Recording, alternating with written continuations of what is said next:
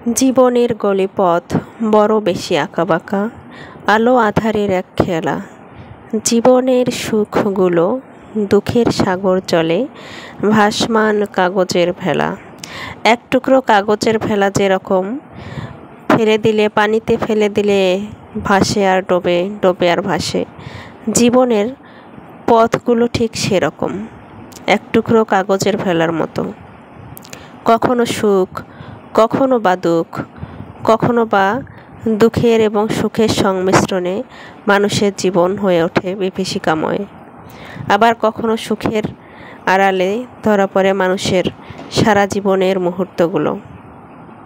এরকম দুঃখ এবং সুখের ভাগাভাগি করেই মানব জীবনের পথ চলা শুরু হয় এবং তার মধ্যে দিয়েই শেষ হয়, যেখানে সারা জীবন শুধু মানুষ কষ্টের বোঝা বয়ে নিয়ে বেড়ায় না এবং সারা জীবন শুধু মানুষ সুখে থাকে না।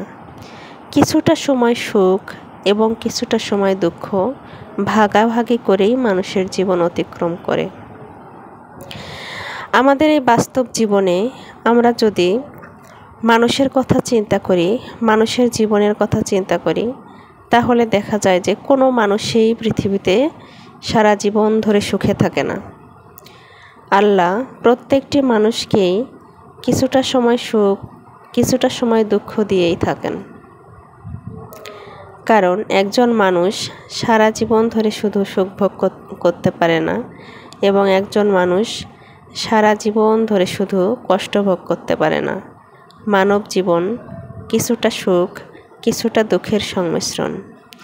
এখানে যদি আমরা মানুষের সাথে অন্য প্রাণীদের তুলনা করতে যাই, তাহলে দেখা যাবে যে সৃষ্টির সেরা জীব হিসাবে মানুষই শুধুমাত্র এটা অনুভব করতে পারে এবং একজনের কষ্ট আর একজন অনুভব করতে পারে। একজনের সুখের মুহূর্তগুলো আর একজন মানুষ সেই সুখের মুহূর্তটাকে ভাগ করে নিতে পারে। এটা শুধু মানুষের মধ্যেই লক্ষণীয়, তাছাড়া অন্য কোনো প্রাণীর মধ্যে নয়। আল্লাহ মানুষকে কত বিচিত্র করে সৃষ্টি করেছেন এই পৃথিবীতে। মানুষের কিছু কিছু চাওয়া পাওয়া কখনো অপূর্ণ থাকে, কখনো বা পূরণ হয়ে যায়, কিন্তু অন্যান্য প্রাণীরা কখনো সেই চাওয়া পাওয়াগুলো চাইতেই শেখেনি, যেটা মানুষের মধ্যে লক্ষণীয়।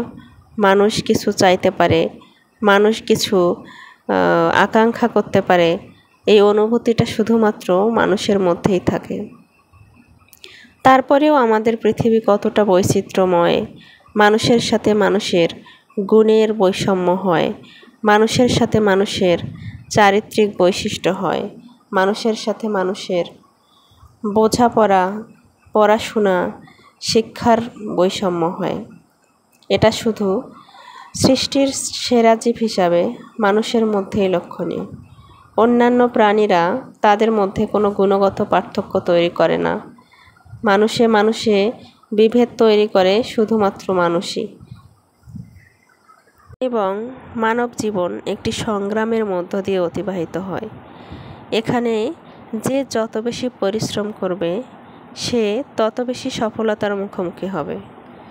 মানুষের জীবনে ভাগ্য কিছুটা আল্লাহ প্রদত্ত হলেও মানুষ পরিশ্রমের মধ্য দিয়ে অনেক কিছু অর্জন করতে শেখে।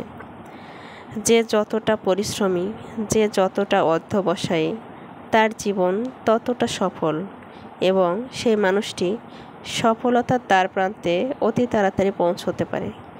এবং কিছু মানুষ অলসতা করে কাটিয়ে দেয় সারাটি জীবন।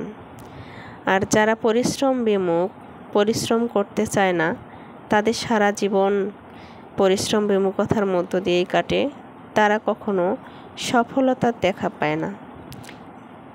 বিচিত্র এই পৃথিবীতে বিচিত্র মানুষের আবির্ভাব এবং বিচিত্র সব কিছুই যেন সম্ভাবনা।